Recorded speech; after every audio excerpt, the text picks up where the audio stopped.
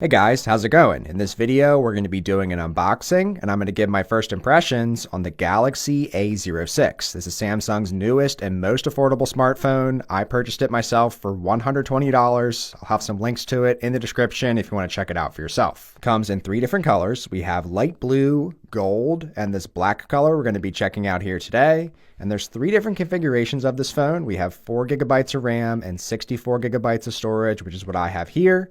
We also have an upgraded 4 gigabyte RAM and 128 gigabyte storage model, and there's a max 6 gigabyte RAM and 128 gigabyte storage for more money. So we're not all staring at a box. Let's go ahead and check out the Galaxy A06. On top, we have our device. Let's see what else we get in the box. Inside the box, we have a SIM ejector tool, in addition to a USB Type-C to Type-C charging cable, in addition to a little bit of paperwork. That's everything inside the box, no charger included. Let's go ahead and check out the star of the show here, the Galaxy A06.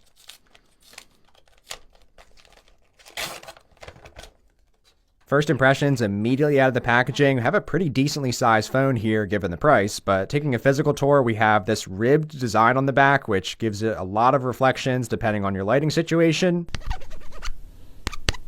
Here's our first look at the dual lens setup. We have a 50 megapixel camera on this in addition to a 2 megapixel depth sensor, which is just going to help with the focusing and bokeh effect on your pictures. On the right side, we have our volume rockers and our power button with the fingerprint sensor built in. Absolutely love. We have a built-in fingerprint sensor. This is a little upgrade over the A05. On the bottom, we have a headphone jack. We have a mic, have our Type-C port capable of 25 watt super fast charge, and we have our single bottom firing speaker. On the left side, we just have our SIM tray at the top, which inside here we have room for a micro SD card up to 1 terabyte additional storage, and we have 2 SIM slots here, so love the versatility of the SIM slot. And on the top, we have one more mic and a couple of noteworthy physical refinements compared to the A05 from last year. We have a thinner phone here now at 8 millimeters instead of 8.8 millimeters, and this is also slightly lighter in weight on this A06, coming in here on my scale at 185 grams. So a large phone with a big display, beefy battery, and a slimmed down physical form factor. Let's go ahead and boot up the Galaxy A06.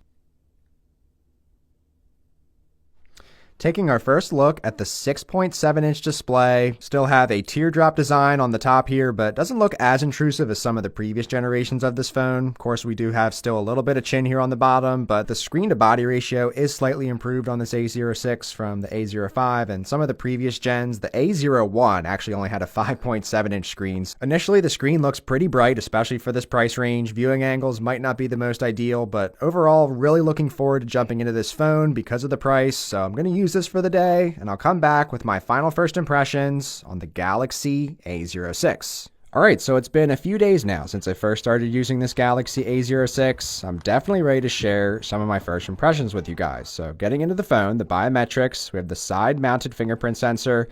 I absolutely love this, mainly because you barely have to press it. You just press it for a split second. It gets you in every single time without fail. So really like the fingerprint sensor. We also have face recognition on this, but it doesn't work as quick.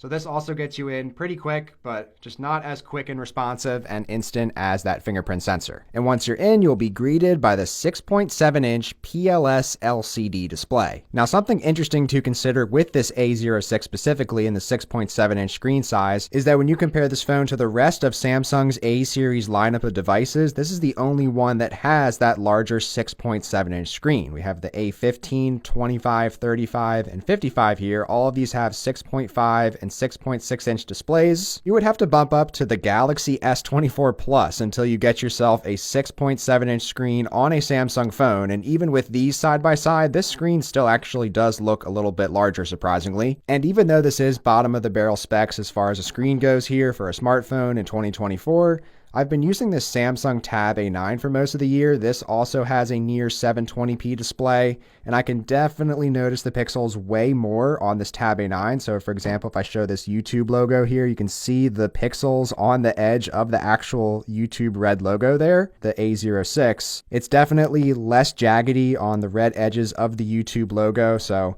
there are other devices I've used this year that you can definitely notice the pixels way more to the point where it's distracting to use the device, where whereas on this A06, it's definitely not as bad. However, you're just not going to have as crisp of an image for even if you step up to one tier higher, the Galaxy A15 here.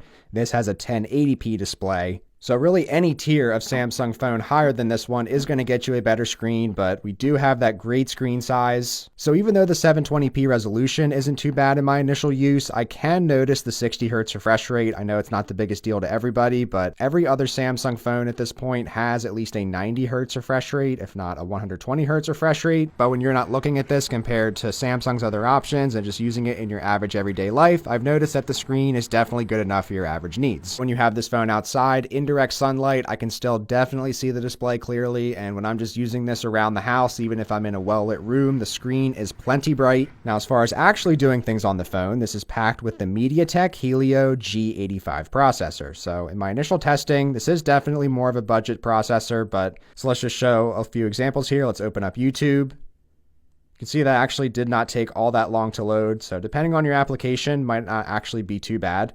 Let's try out the Bible app here. Sometimes this one takes a little bit of time to load depending on the device. So you can see it did just take a few seconds there to load that up. Let's just jump into Gmail. That didn't take that long to load either, so a lot of your basic apps should be fine. So even though this is Samsung's cheapest phone, I would say that the performance is actually pretty good, again, considering for the price point. It's also worth mentioning that the 4GB of RAM has been fine for me in my first few days of use. See, just switching here between some of my most recent apps that I previously just had open, you can see I am able to open back up into those. They don't restart or anything. So I've had no issues initially with the RAM, just using a few different applications, switching between things. And overall, you can see the performance is generally smooth as far as the just UI and scrolling through various things. But then pushing this phone a little bit harder with some gaming tests, if you do something more intensive, like for me personally, I like to play Super Mario Strikers on Dolphin Emulator on a lot of my Samsung devices, but unfortunately on this A06, it doesn't seem to work super great. It runs well for a minute or two, but then it starts to lag a lot. So I would definitely avoid this phone if you're looking to do more intensive gaming, but lighter gaming, to my surprise, actually worked really well in this phone. Like old school RuneScape, this ran perfectly fine for me in my initial testing. I also did some Stardew Valley for a bit, and that also runs perfectly fine at 60 Hz refresh rate, runs very smooth. Again, compared to some previous gen Samsung devices priced higher than this would have a lot of lag on this game. And again, having that slightly larger 6.7-inch screen does go a long way for me personally when playing games like this. I was also still able to do some of my lighter emulation, so playing Nintendo DS games was no problem at all. So even though some of the more intensive things didn't really work out, most of my lighter gaming tasks were perfectly fine on this phone. And after doing all this testing and just using the phone for a couple of days, something that I really noticed, something that stands out the most to me with this device is how thin and lightweight it truly is for a 6.7-inch screen device. Something I noticed with all the other A series phones in the lineup is that they have smaller screens, but the same battery capacity. So a lot of these are slightly thicker phones. You do notice that little bit of extra bulk and heft in the hand. It's about a 0.5 millimeter thickness of difference.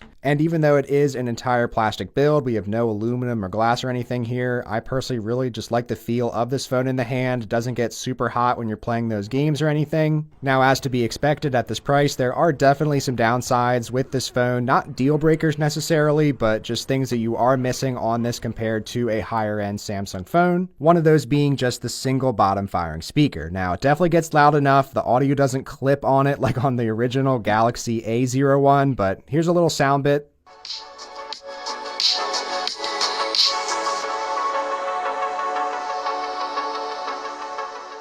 So it gets plenty loud, but when I am watching content, I can just tell that you don't have as good of an audio experience without the dual speaker setup. Flipping back to the cameras, we have what looks like a dual lens setup. However, as I mentioned before, we have just the 50 megapixel main lens, but the main selling point here is definitely that 50 megapixel mode, where if you pixel peep, look side by side to the standard 12 megapixel shots versus using that 50 megapixel mode, you can definitely see we have more pixel density here. So it is nice to get some extra clarity at this price point. When you look at zooming capabilities, we have 2x, 4 times, and this 10 times digital zoom is the max, but pictures always come out blurry. On the selfie side, we just have a 8 megapixel camera, nothing spectacular here, and images can be blurry if you don't have the phone perfectly still and capturing it at the exact right moment. On the video side of things, we do have 1080p 60 on the rear, so it is nice that we have a bit of a smoother frame rate on this lower end phone, and videos initially look pretty fine. This is the front facing camera. This films in just 1080p, but as far as the resolution itself, looks pretty good, gets the job done. But now switching back to some of the other upsides of this phone, one of them definitely being the battery life. Battery life is very good on this phone. I was able to get 8 hours of screen on time over the course of 2 full days in my first battery cycle. Mind you, this included 2.5 to 3 hours of gaming, 20 minutes of using the camera in preparation for this video, a lot of high brightness being used outdoors, an hour and a half of watching YouTube videos, and an hour and a half of some productivity on Excel. So overall, a good mix of everything for 2 days of use. Feels like very good battery life to me initially. So I can confidently say this phone will give you at least 2 days of battery life. And I'm also very happy to see Samsung's 25 watt super fast charging on their most affordable phone. So I'm able to get well over 50% in 30 minutes of charge time and near to full in a little over an hour. However, the last 10% does still take a little while to top back up to a full 100%. But overall, first impressions of the Galaxy A06, despite some of its shortcomings, this feels like a good phone overall for the price. The larger and bright screen, the lighter weight and thin feel in the hand, the good battery life, these are the things that stand out to me the most. And considering I paid $120 for this brand new, right near the time of release, depending on when you're watching this video, this phone could be $100 or even less. So I can highly recommend this phone to a lot of people out there watching this video. This is the perfect device for a grandparent or someone who just needs a bigger screen. If you're watching this and thinking the specs don't meet your expectations, then this could still be a great secondary or backup phone. And of course, if you have just a little bit more budget, you can definitely get a beefed up display on any higher A series tier phone from Samsung, like the A15. This is one tier higher for about $30 or $40 more. You're going to get a 90 hertz 1080p Super AMOLED display, so definitely better displays on some of those higher end ones. But just looking at this device on its own, considering the price and all the pros and cons of it, I can definitely recommend this phone if you're on a bit of a budget. But I'll be curious to hear your thoughts on the Galaxy A06 down in the comments below. And if you enjoyed this video, then be sure to give it a thumbs up, and please consider subscribing to the Shane Simons YouTube channel today. Since I have a ton of reviews coming on all the other A series phones in the lineup, I've been using these throughout the year, just haven't gotten quite to making full reviews on them yet. But in the meantime, I do have a full review up of this Galaxy A15 if you want to consider something a step up from this A06. Be sure to leave a like on your way out. Thanks so much for watching. Take care.